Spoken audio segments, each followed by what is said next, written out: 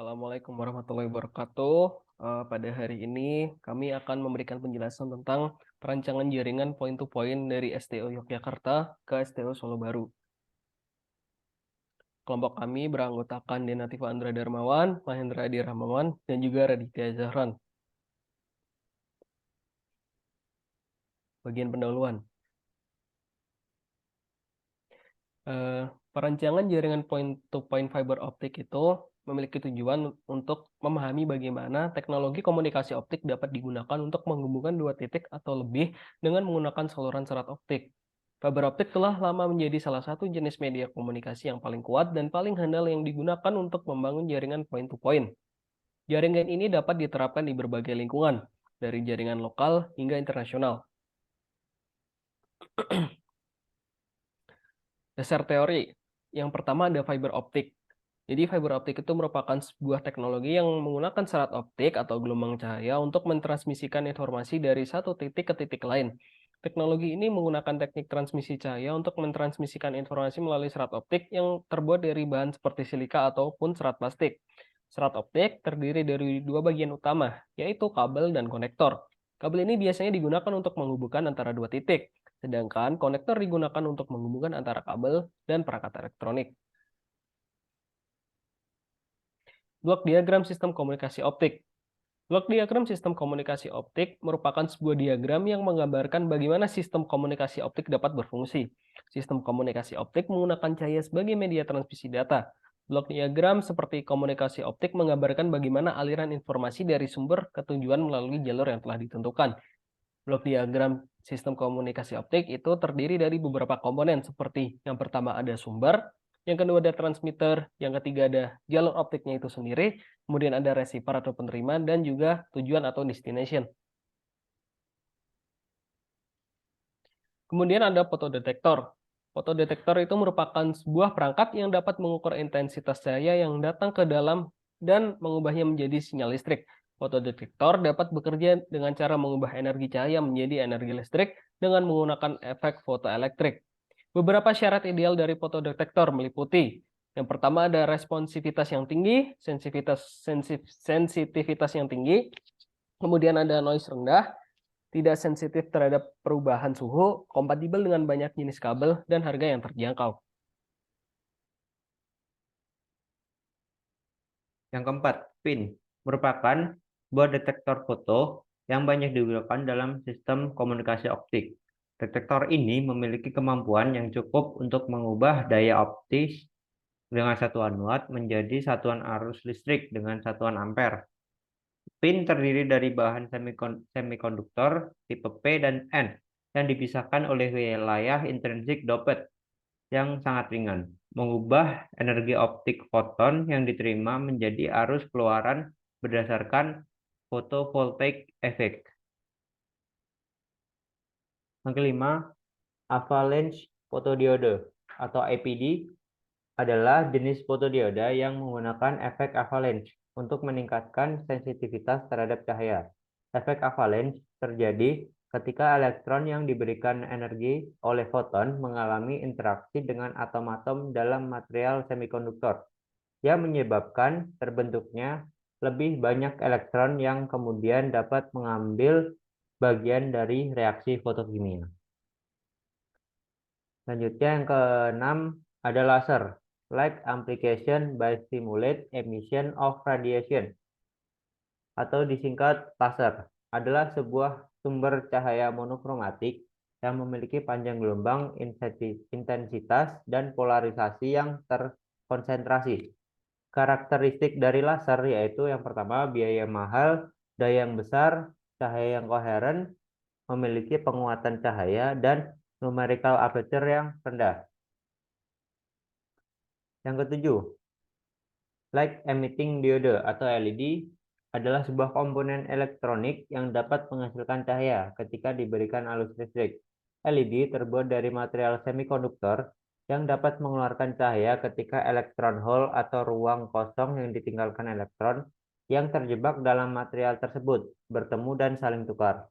Karakteristik dari LED yang pertama efisien terhadap energi yang tinggi. Yang kedua rentang warna yang luas. Yang ketiga, waktu hidup yang lama. Yang keempat, kekuatan cahaya yang tinggi. Selanjutnya, prosedur desain yang kami gunakan, yaitu kita melakukan observasi dari STO Telkom Jogja ke STO Telkom Solo Baru. Nah, di sini jika diukur menggunakan satuan kilometer, memiliki jarak sebesar 60 kilometer. Itu sebagai L-nya. Nah, di sini ada beberapa parameter yang kami gunakan, yaitu Powerlink Budget, Rest Time Budget, dan Bill of Quality. Yang pertama, Powerlink Budget. Bertujuan untuk menghitung anggaran atau budget daya yang diperlukan receiver, sehingga daya yang diterima tidak kurang dari sensitivitas minimum. Rumusnya PR sama dengan PS minus AT. Tapi AT yaitu 2 alfa ditambah N kali alfa ditambah alfa L ditambah MS. Nah, berdasarkan standar A2UT G984 perancangan dikatakan berhasil jika nilai PRX lebih besar dari sama dengan sensitivitas penerima. Yang parameter kedua, rest time budget digunakan untuk menentukan batas limit untuk dispersi atau perebaran pulsa yang terjadi pada serat optik dengan menghitung TB atau rest time bitrate dengan rumus TB sama dengan 1 per bitrate. Selanjutnya menghitung rest time material atau TMAT dengan rumus D dikali L dikali alfa lambda. Nah, selanjutnya kita menghitung T-system dengan rumus akar dari T material dikuadratkan ditambah TRX atau T receiver dikuadratkan ditambah T transmitter dikuadratkan. Nah, di sini ada ketentuan atau syarat jika NRZ itu T-sistemnya kurang dari TB dikali 70%. Sedangkan jika RZ T-sistem kurang dari TB dikali 35%. Selanjutnya ada spesifikasi perancangan, yaitu parameter data rate itu dengan nilai 2,5 Gbps. Kemudian jarak atau L itu 60 km. Kemudian ada 4 parameter laser diode. Yang pertama ada output power, itu 10 dBm.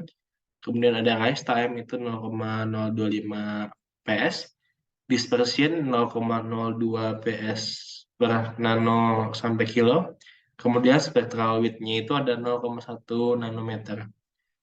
Selanjutnya ada loss connector, itu ada 0,2 dB, loss join itu 0,1, loss fiber 0,2 dB per kilometer, margin system 6 dB, receiver sensitivity minus 40 dBm, rise time 0,14 ps, dan yang terakhir fiber length per drum itu 4 km.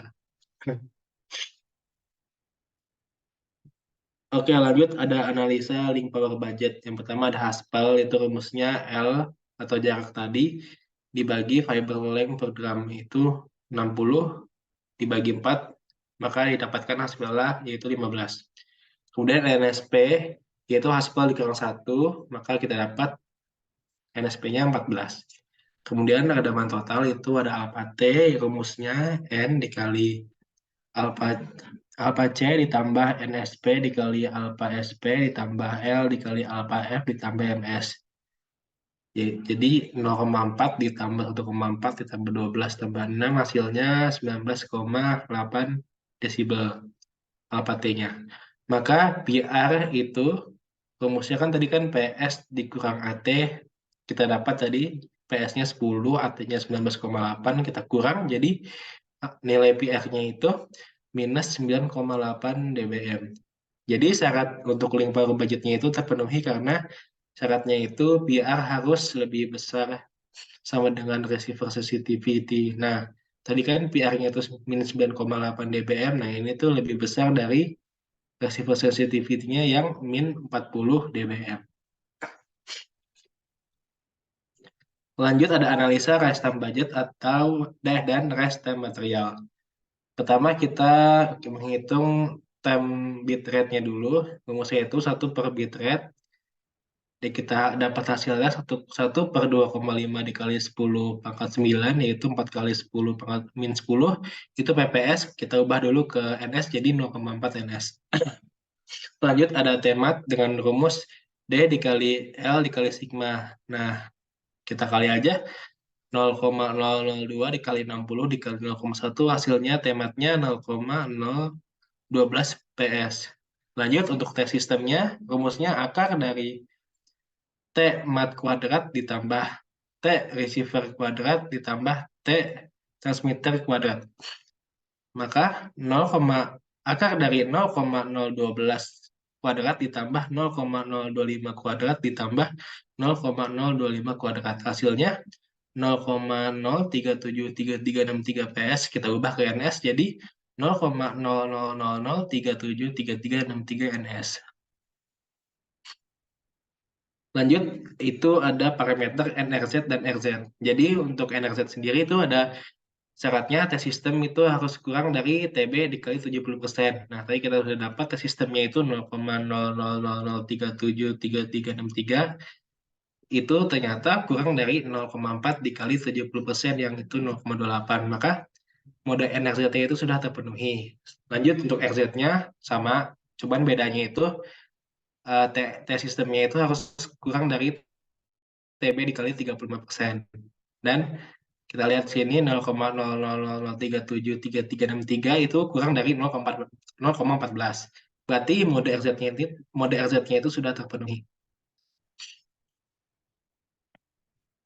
Lanjut itu ada analisa bill of quality dari perancangan jaringan point-to-point STO Jogja ke STO Solo Baru.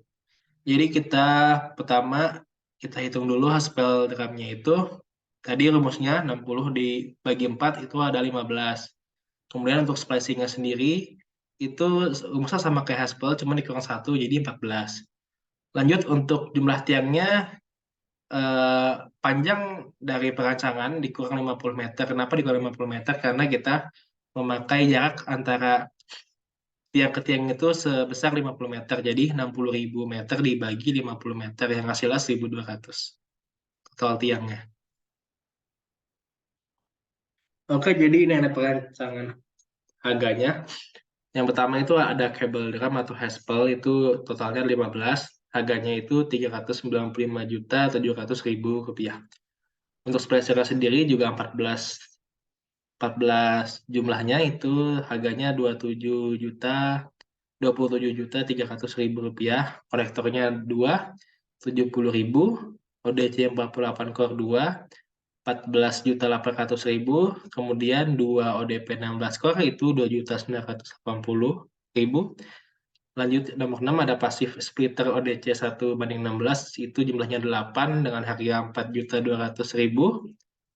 Selanjutnya ada pasif splitter ODP 1:8 jumlahnya 4 dengan harga 1.550.000.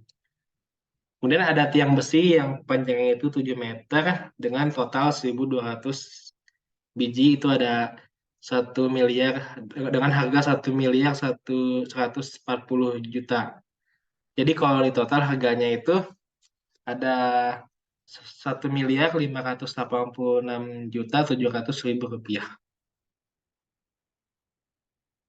Kesimpulannya itu perancangan jaringan optik point-to-point dengan skema rute titik STO Jogja ke titik STO Solo Baru dengan jarak 60 kilo itu anggaran LPB terpenuhi karena nilai PRX lebih kecil dari nilai sensitivitas penerima, yaitu min 9,8 dBm.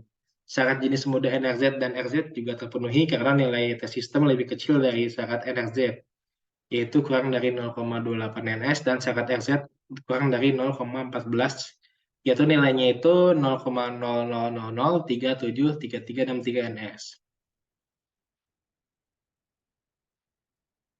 Sekian dari kelompok kami, kurang lebihnya mohon maaf. Wassalamualaikum warahmatullahi wabarakatuh.